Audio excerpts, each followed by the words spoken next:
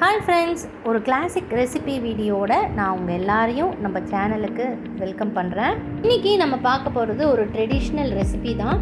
அது வேற ஒன்றும் இல்லைங்க, காஞ்சிபுரம் இட்லி எப்படி பண்ணுறதுங்கிறத நான் உங்களுக்கு சொல்ல போகிறேன். எப்பயும் போல் இட்லி பண்ணாமல் இந்த மாதிரி வித்தியாசமான ஒரு இட்லி வெரைட்டி நீங்கள் எல்லோரும் ட்ரை பண்ணி பாருங்கள். ரொம்பவே டேஸ்ட்டாக டிஃப்ரெண்ட்டாகவும் இருக்கும், டேஸ்ட்டாகவும் இருக்கும். கண்டிப்பாக ட்ரை பண்ணி பார்த்துட்டு எனக்கு உங்களோட கமெண்ட்ஸை சொல்லுங்கள். வாங்க இப்போ அதை எப்படி பண்ணுறதுங்கிறத நம்ம பார்க்கலாம்.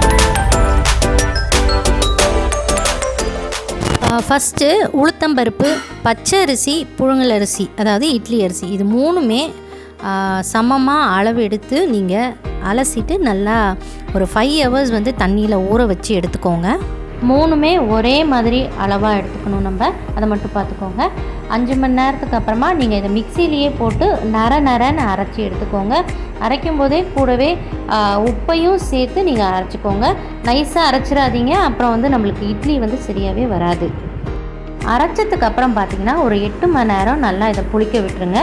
8 மணி நேரத்துக்கு கழித்து எடுத்து பார்த்திங்கன்னா இந்த மாதிரி நல்லா பொங்கி வந்துடும். இந்த மாதிரி நல்லா பொங்கி வந்தால் தான் நம்மளுக்கு இட்லி நல்லா சாஃப்டாக கிடைக்கும்.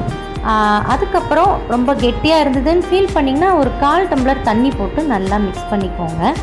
நீங்கள் எப்போ இந்த இட்லியை ரெடி பண்ண போகிறீங்களோ அதுக்கு ஒரு 1/2 மணி நேரத்துக்கு முன்னாடி 1 ஸ்பூன் மிளகு, 1 ஸ்பூன் சீரகம் ரெண்டையுமே சேர்த்து ஒன்று பாதியாக இடித்து மாவு கூட சேர்த்துருங்க. கூடவே ஒரு கொத்து வாஷ் பண்ண கருவேப்பிலை, இதையும் பொடி பொடியாக கட் பண்ணி அது கூட போட்டுருங்க.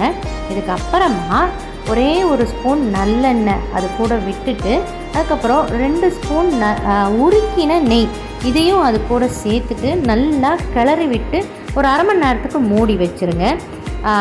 நெய்யும் நல்லெண்ணெயும் விட்டால் தான் இதோட ஃப்ளேவரே ரொம்ப சூப்பராக இருக்கும், டேஸ்ட்டும் அட்டகாசமாக இருக்கும். 1/2 மணி நேரம் கழித்து நீங்கள் இட்லி பிளேட்டில் நல்லா ஆயிலை ஸ்ப்ரெட் பண்ணி இதை போட்டு நீங்கள் எப்பயும் போல் நார்மல் இட்லி வேக வைக்கிற மாதிரி நீங்கள் வேக வச்சுக்கலாம். கூட ஒரு 5 நிமிஷம் சேர்த்து வச்சிட்டிங்கன்னா இது ரொம்பவே சூப்பராக குக்காகி வந்துடும். ட்ரெடிஷ்னலாக பார்த்தீங்க அப்படின்னா இதை இட்லி தட்டில் வைக்க மாட்டாங்க. இந்த மாதிரி ஒரு டம்ளர் இல்லை கப்போ எடுத்து அதில் ஆயில் ஸ்ப்ரெட் பண்ணி இது ஒரு மவுல்டாக யூஸ் பண்ணி தான் இந்த இட்லியை ட்ரெடிஷ்னலாக சர்வ் பண்ணுவாங்க. நான் ஒரு சின்ன டம்ளரில் தான் அந்த மாதிரி பண்ணியிருக்கேன். நீங்களும் ட்ரை பண்ணி பாருங்கள். இதை தனியாக நம்ம ஒரு 10 மினிட்ஸ் வேக வச்சா போதும், நம்மளுக்கு நல்லா வந்துடும். 10 மினிட்ஸ்க்கு அப்புறம் பார்த்தீங்க அப்படின்னா இந்த மாதிரி நல்லா பொங்கி வரும்.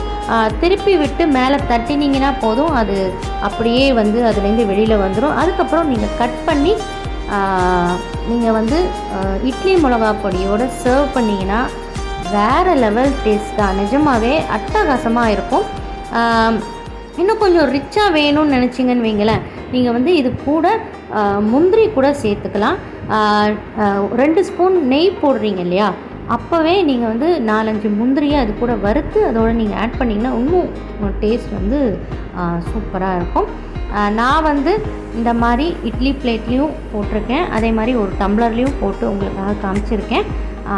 இதுக்கு சைட் டிஷ் பார்த்தீங்கன்னா பெஸ்ட்டு இட்லி மிளகா பொடி தான். எந்த விதமான சட்னியும் இதுக்கு சூட்டபுளாக இருக்காது.